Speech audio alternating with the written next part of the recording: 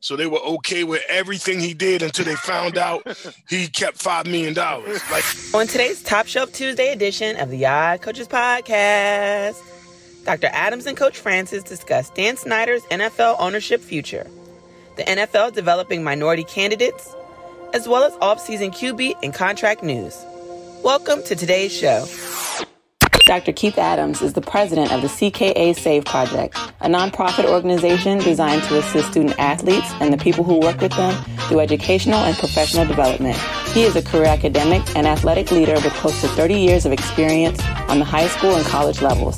He has won numerous championships and epitomizes professionalism. Coach Mike Franchise Francis is one of the most successful football and basketball coaches in the state of Maryland. He, too, is a career academic and athletic leader with close to 30 years of experience on the high school and college level and is self-admittedly a little rough around the edges. Both men have mentored countless student athletes, teachers, and coaches using their unique methods and approaches to leadership. Both men also share a unique and special friendship that was cultivated often through their unique perspective of life and leadership. Dr. Adams through his extensive educational background and Coach Francis through his life experiences. Can these two men share a podcast without driving each other crazy? Welcome to the Odd Coaches Podcast. Greetings and salutations, and welcome to the Odd Coaches Podcast. I am your host, Dr. Keith Adams, and with me today is my tag team partner. I hope you like this one. The Dick the Bruiser to my Dr. Jerry Graham in the 1950s. We'll explain shortly, fans. Yes. The icon, the showstopper, the main event, and the reason why we are here, Coach Mike Francis. And Coach, I picked Dick the Bruiser and Dr. Jerry Graham because although they were outstanding wrestlers, they were even better drinkers. And man, I want to congratulate Ajua, friend of the show, and Merv on their wedding. And got to mention Shaq and Rita. Following and Rita, we all sat together, and Following made me drink bourbon and made me think of you and AJ, sir. So how are you, my friend? I'm doing well. How about yourself? Hey, congratulations on the wedding, guys. Really, congratulations. Anybody who can get my partner to drink bourbon, it's really cool with me. Well, you know of my feelings for Ajua, and we hope Merv becomes one of our Cleveland Brown official correspondents because he's from Cleveland, and we need one, and maybe Ohio State, I don't know. But on this Top Shelf Tuesday, funny it's Top Shelf because Followers said we were drinking the good stuff. Them Top Shelf. We're going to talk a little Dan Snyder. We're going to talk about the NFL developing minority candidates, a little off-season quarterback and contract news as well. So let's jump right into it. Coach, I tell you all the time, it rarely ends well. And let's talk about Dan Snyder. Fellow NFL owners are weighing options as they grow sick and tired of Dan Snyder. As reported by Jared Bell in the USA Today, one NFL owner said the group is, quote, counting votes, unquote, as to potentially remove Snyder from the ownership of the Washington Commanders. There are 32 NFL franchises. It would take 24 owners to vote to get rid of him. But here's the funny thing, Mike. You know, there's been all types of stuff about fostering a culture of sexual harassment, a lot of scandals with that. Just like Capone, they're mad that he seems to be skimming off the top with what he's paying back to the owners. This story is still evolving. By the time it gets out on Tuesday on this show, more information may be available. But, Coach, what are your thoughts on this one, sir? This goes bigger than him.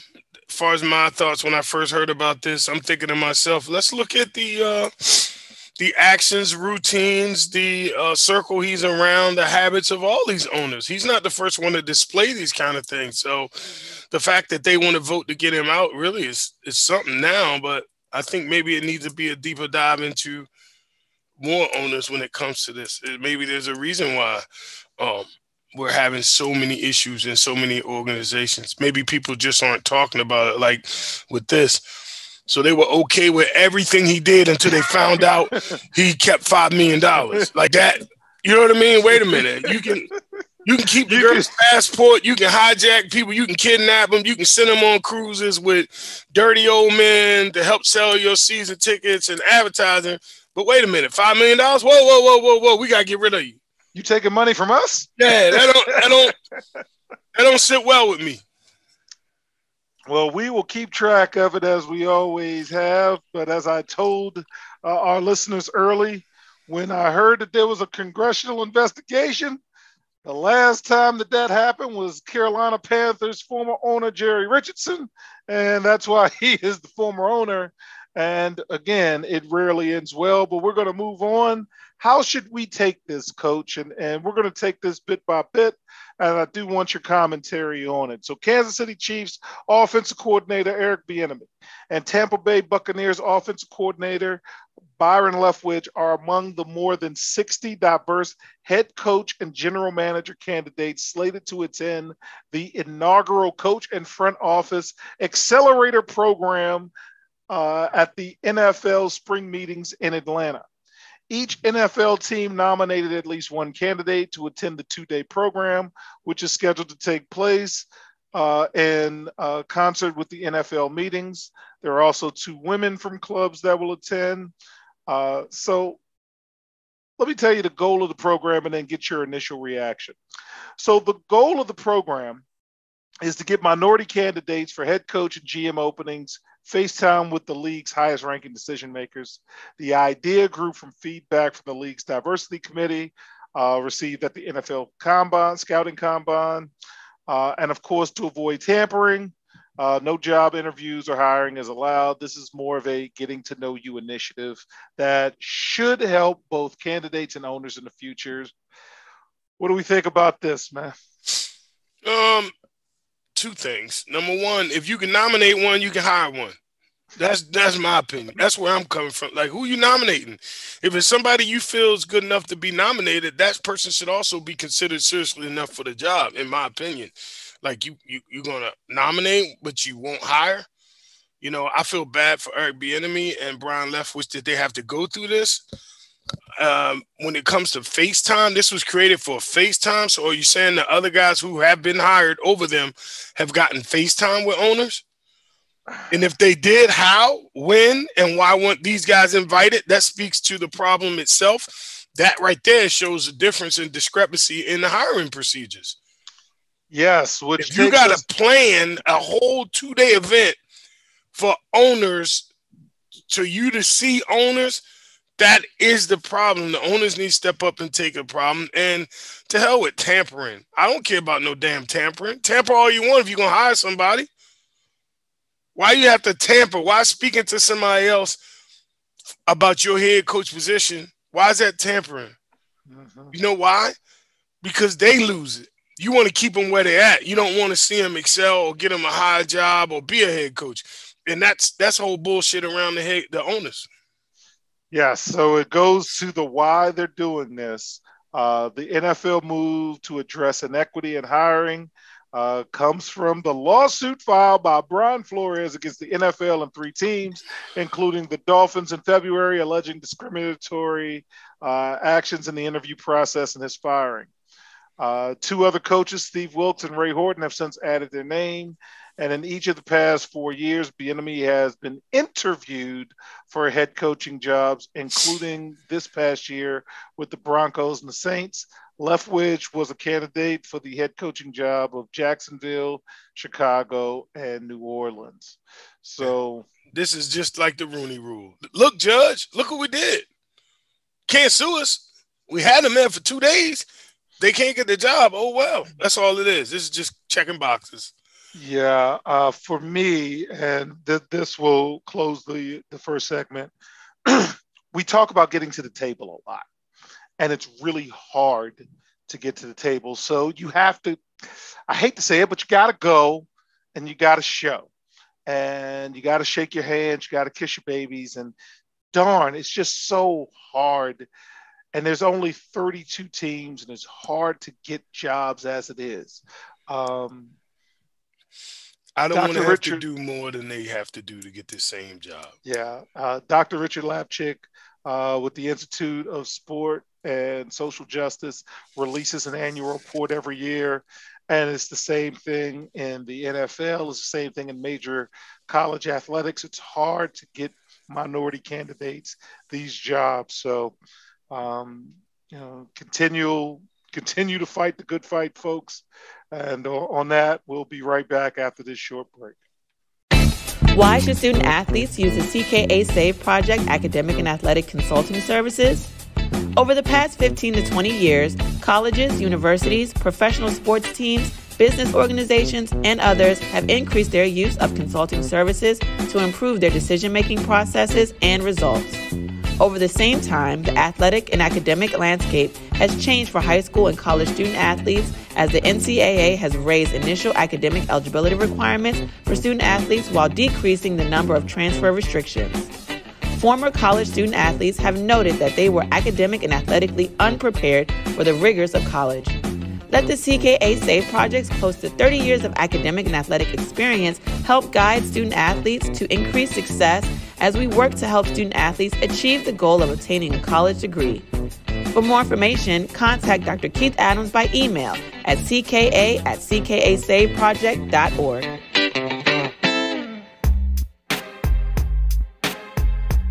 Welcome back to the Odd Coaches Podcast. And in segment 2, we're going to talk some quarterback news, man. So this is in no particular order, but we will start off with Deshaun Watson. So Deshaun Watson, and I'm not worried this time, Coach. We're good, okay? This won't be a lost episode. No, we're good, man. I forgot what number that was. That's why it's lost.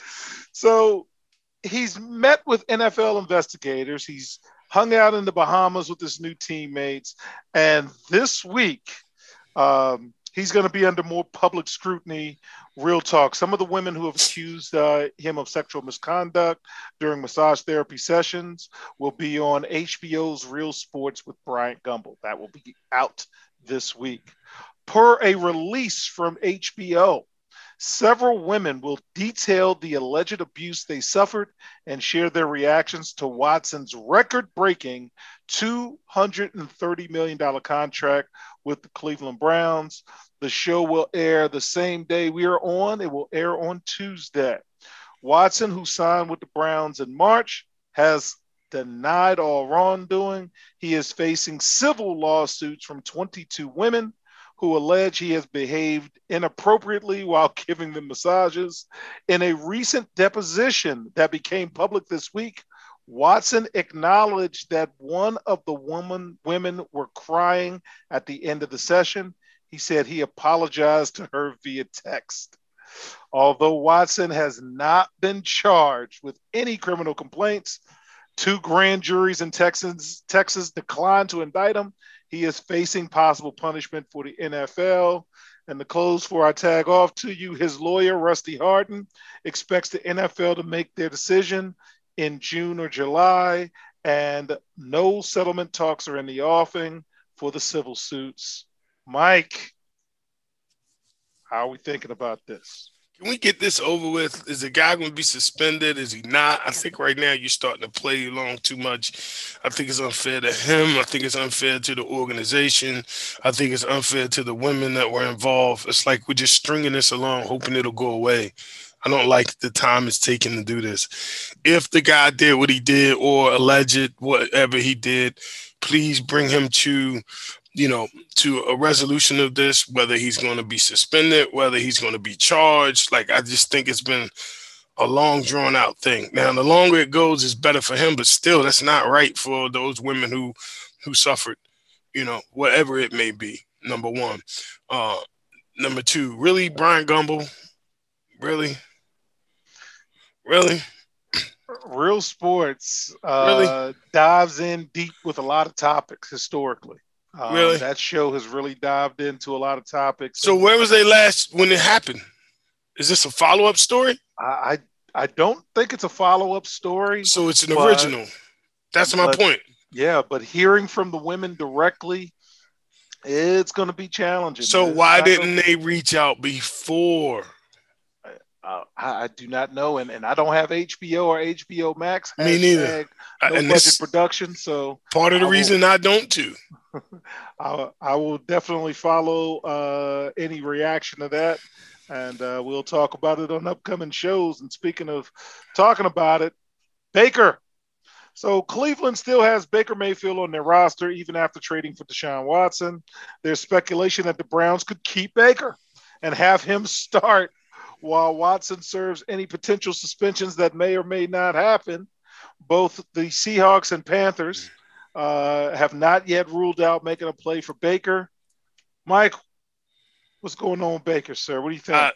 I couldn't keep him. I couldn't keep him at all. Not now. After all of this, there's no way you can keep him in that locker room. That makes absolutely no sense.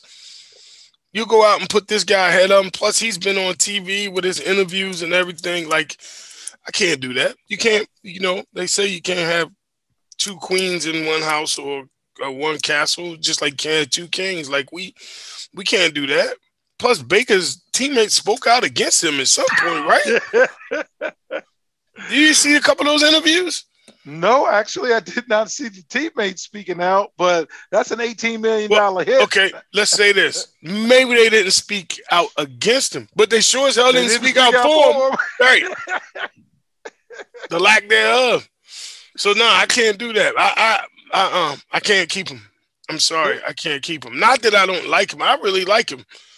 All right? I just think he needed some more help. He was injured. I told you when I saw the first preseason game they played against the Giants, when AJ was with the Giants, we went to New York and watched that. Man, he was tearing it up. And the quarterback, like he had command of the offense.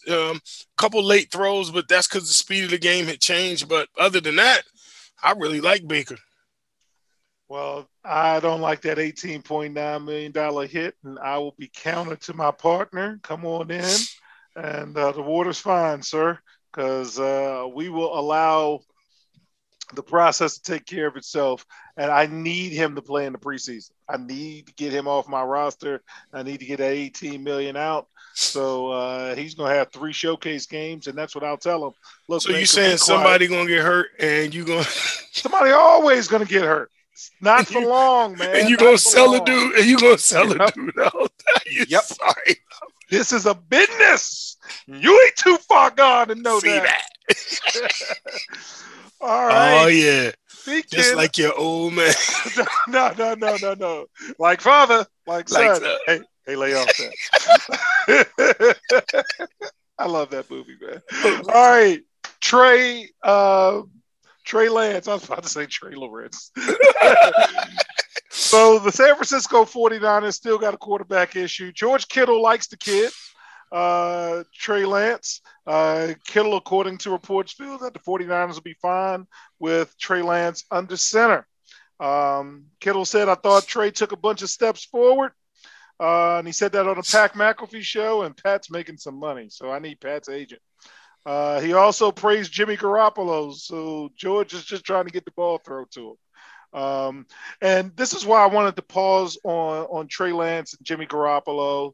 George Kittle said about Jimmy Garoppolo, he was a professional every single day. He didn't complain one time. He showed up. He worked. He started. He got us to an NFC championship game and helped Trey along the way, which is counter to the situation in Tennessee. So what are you thinking about Trey Lance, Jimmy Garoppolo, and the San Francisco quarterback situation, kind of compared to Tennessee's situation? I'm a little upset for Garoppolo. Like, ain't a bad record, dude. I don't know what more you want from a guy. You know what I mean? 37-16. Like, how can you? Like, what more? I mean, yeah, you didn't win a Super Bowl, but that ain't just his fault. And he lost to the potential champions. Like, you can't.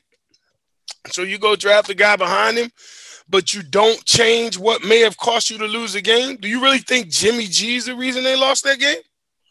Well, speaking at the wedding to our unofficial until our 49er crack staff, our 49er correspondent said, in Shaq's words, gotta go. What? Jimmy got to go. Jimmy got to go. Why do they hate Garoppolo? I don't know, man. My boy Joey the same way. I don't understand says, Jimmy's got to go. So we're going to have fans in July as we get ready, round tables with cats like that and have their conversations about their teams. And that should be a lot of fun this summer. Speaking of a lot of fun this summer, a team I'm watching for all the wrong reasons, the Indianapolis Colts are looking at bringing in, wait for it, Nick Foles, okay?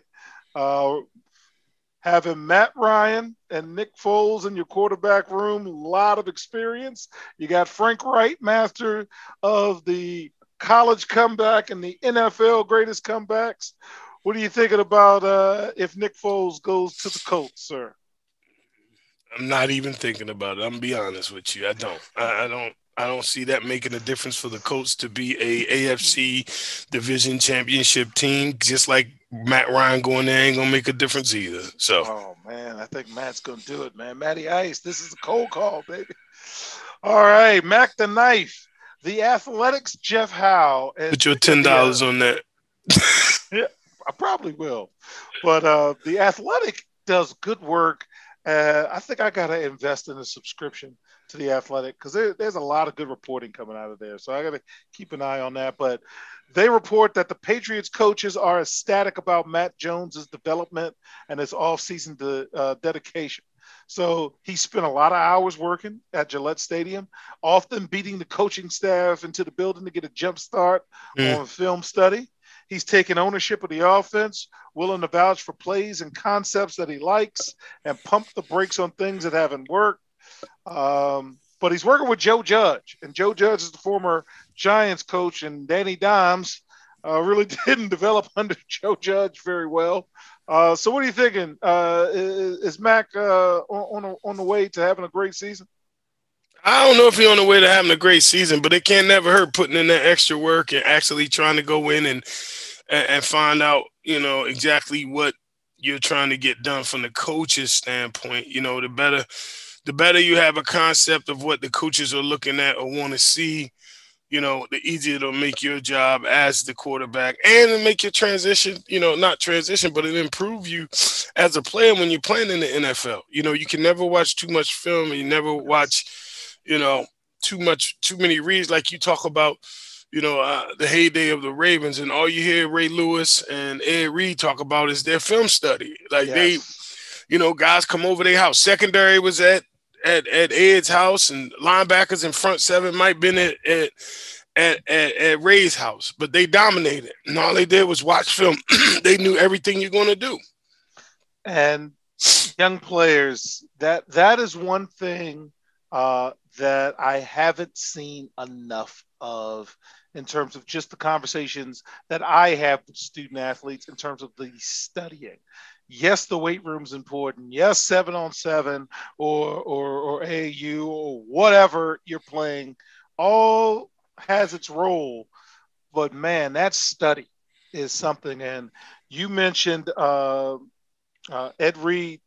I recall a story, and you're going to know it better than I do, about Peyton Manning, that he looked at so much film that both of them were playing a high-level game of chess that Ed Reed actually won within the game. He played a dummy coverage, knowing that Peyton was going to look at the coverage, see the coverage, and then he said, okay, this is the time I'm going to make that move. And so, yeah. What's the name tells a story watching film of him, Belichick. Yeah. That they were going 3 high. They showed 3 high, but he lined up on the right side of the formation like he was going to cover. At the snap of the ball, he went running to the middle of the field to simulate that there was going to be a one-on-one. Soon as he got to the middle of the field, he just turned and started running back in that direction. Not even the quarterback was still over here. He just wanted to give that concept that he was going. Quarterback released it. He didn't even see the ball. He started running right back to where he knew he was going to be and picked it off. Interception. So he baited the quarterback into throwing what he thought was one-on-one by just lining up on in the gap in the alley of the formation. The guy, he was playing chess. Yeah, a high-level chess. All right, last quarterback for this segment, and this is going to be our transition to segment 3. Lamar, the Athletic, again, shout out, they do good work, reports that NFL executives are monitoring Lamar Jackson's contract situation. Executives around the leagues are certainly monitoring his situation, wondering whether or not Jackson would ever become available if these non-traditional negotiations go sideways. There's no hint of issues right now, but there's been a lot of movement with quarterbacks, Mike.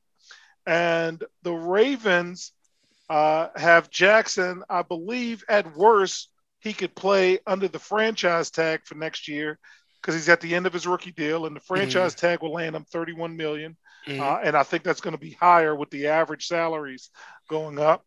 And then he could be on the franchise tag similar to Kirk Cousins for like another year after that. So we're going to use that, Mike, and I want to get your thoughts on the other side as we start talking contracts.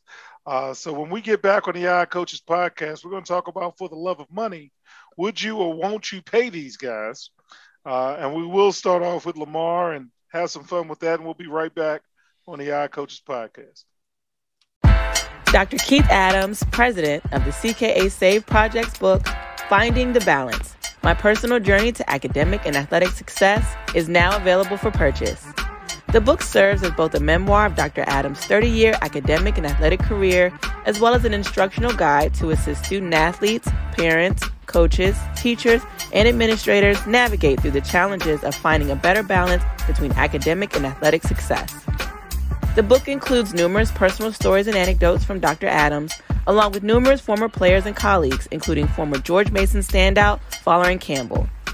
You can order your copy at www.ckasaveproject.org. From the main page, simply click CKA Save Project Services and order the Find the Balance book. For more information, contact Dr. Keith Adams by email at cka@ckasaveproject.org. For the love of money, welcome back to the Odd Coaches podcast. In segment 3, singing at the OJs, who are going to go on tour for the last time. I didn't know they were on tour the previous I didn't know they was on tour. And I did read that they're going on tour for the last time. The first time. Would you or won't you? So we're going to flip the order on your screen, Mike. Lamar Jackson. Are you just paying him now, or are you playing the game of chicken? I hate to be the money guy, but if I'm the owner, I gotta play the game. I gotta play the game. Not knocking his mom. Like, his mom is his representation, right? You knew more than I did. I just heard it was unorthodox. Yes, well, you come into the league, the rookie deal going to be the rookie deal. So if you want to hire your mom for that, that's fine. But now we getting past that. You really need to go. Not that your mom is not prepared in this, but you need to go somebody in there who's going to make them move. No offense. A lot of times it's not like, it's not that they don't respect that person or don't respect her, but it's just got to be somebody who they're pretty much almost afraid of, and they don't want it to go worse than what it is. Because you get a shark in that room for you, they're going to take care of you. You know what I mean? They're going to take care of you. And I just think this should have been handled. But again, if I'm Lamar's agent, I would have been more aggressive getting this done and getting it out of the way before the season start. Because if he get injured, it's bye-bye birdie. I'm going to be honest with you. The way he plays and all that, I got to try to get something done early. Now, does that mean Bisciotti and them and say, whoa, we're not ready for that? That could hurt you. Because it could be the owner saying we're not ready to go through that. We're not ready to have negotiation. People tell you how they feel about you, not through their words, but through their actions, sir. Yep. Yes, sir. So other people with fewer credentials have gotten paid, and he hadn't gotten paid. Mm-hmm. The only thing that an NFL player has, and Emmitt Smith led the way with this, are refusing to use their services and deadline spur actions. So if I'm Mr. Jackson, I might have to be impolite and then play the game that way, because somebody's going to pay me. Somebody is going to pay me. So if I'm Lamar, I'm holding out. If I'm Lamar, but this is a business, of course. And speaking of business, Kyler Murray, you paying him or not? Because he's in that year 2, if I'm not mistaken. And is he in the same? Is he?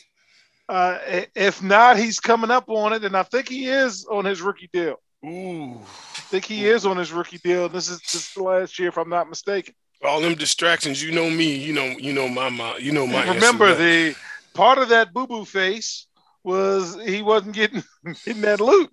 Yeah, well, I don't want him to get that loot and just quit. So because the Bills paid Josh. So again, he is not Josh McDaniels. Let's slow down. He can't go in there and ask for that. Come on, man. Other guys got their money. You can't ask. Have you been to a divisional final yet? Conference final, like nothing. Like you can't. No, you can't demand that same money when you haven't done the same thing. Like, you know what I mean? You can't do that. This is not going to be fun. No, I can't pay him. All right. So Denver, should you rip up Russell's contract and redo it? Since he's the one player away from you winning the title, that they're excited. And you saw Caesars last week had them, pretty highly valued. You see, he bought his mom a new house too, right? No, I didn't check out Russell news this week. My wife's a big fan of Sierra, though. Nice guy. Good. No, I'm waiting it out. I'm waiting it out. Okay. Debo, what are we doing with Debo? I gotta get rid of him. Yeah, I ain't paying that dude. Sorry, Fowler. Sorry, Bobby. I gotta move him. Debo. I gotta move him. Now, Aaron Donald just won Super Bowl. He's been dominant. Give me that bread. Give me. Gotta pay him. This is nah. You gotta pay him. No, gotta pay him? Okay. You gotta pay him. Gotta pay him. How you know this is down here? This guy, he showed and proved. Ain't nobody else on this list did. Well, Russell Wilson, but that was so long ago. But Aaron Donald did it, and he did it when you needed it the most. Them last 2 drives in the Super Bowl that put that ring on, and you get so much money from that as an owner. You can raise your prices on everything when you're the owner and you got a Super Bowl. When you put any advertising next to the word world champions, man, the price of the brick went up. Okay. And finally, Terry is it McLaurin? McLaren, I think. Right? McLaren. Well, whatever. Are you paying him or not? He's on the Commanders. No. I don't even know who he is. Why am I paying? He's like their best receiver. That I do know. Okay. Best receiver. You talking about the Commanders. Like, who wants that title? You know what I mean? I'm the best receiver on the Washington Commanders. You know what I mean? That's like, that's like I tell my kids all the time.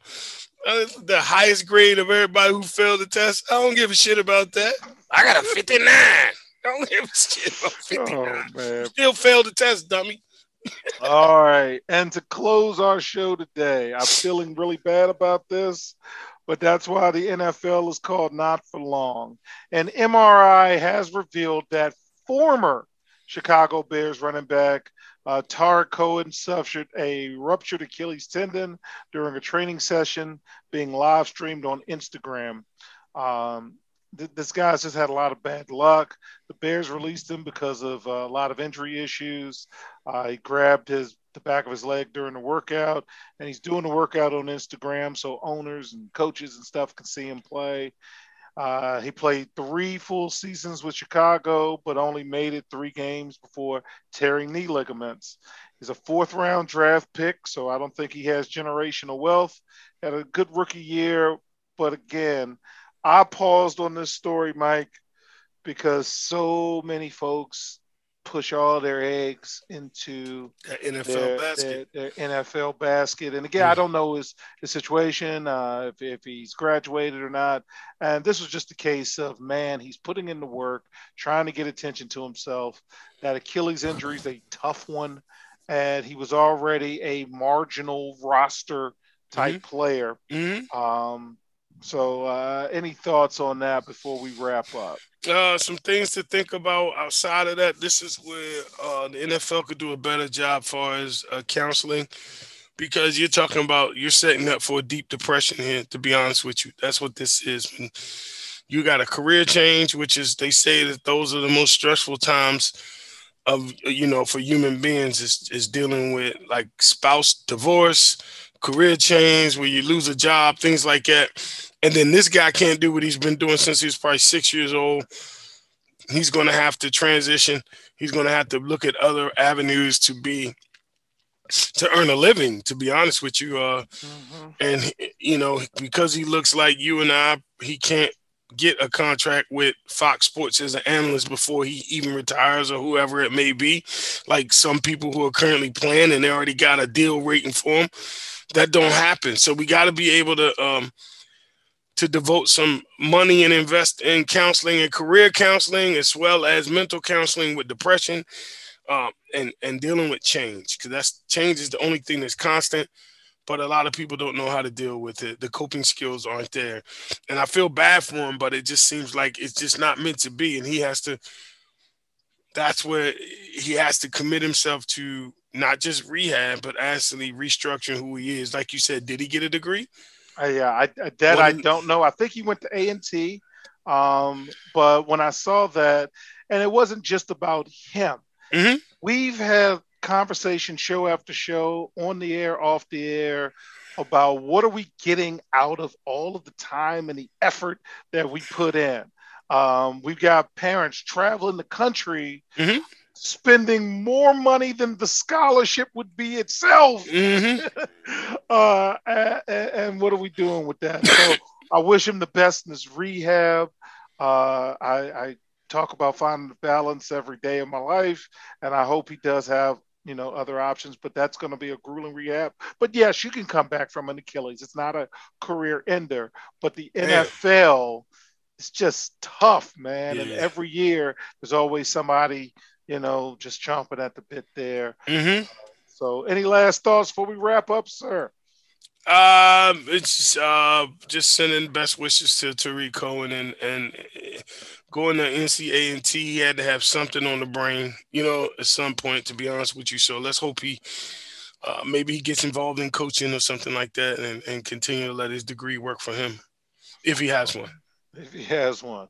All right. So on behalf of my tag team partner, Coach Mike Francis, I am Dr. Keith Adams, saying thank you for listening and or watching the Eye Coaches podcast, and we will see you on the sidelines. Till next time, take care. We hope you enjoyed today's show. The Eye Coaches podcast drops new episodes every Tuesday through Friday on most weeks. Make sure you subscribe to the Eye Coaches podcast on Apple Music, iHeartRadio, Podbean, Spotify, and YouTube. Follow the Eye Coaches podcast on Twitter and Instagram at Odd Coaches. Follow Dr. Adams on Twitter and Instagram at CKA Save Project. In addition, follow Coach Mike Francis on Twitter and Instagram at Coach Franchise, spelled Coach Franchize. For more information about the CKA Save Project, please visit them on the web at www.ckasaveproject.org. See you next time on the Eye Coaches Podcast.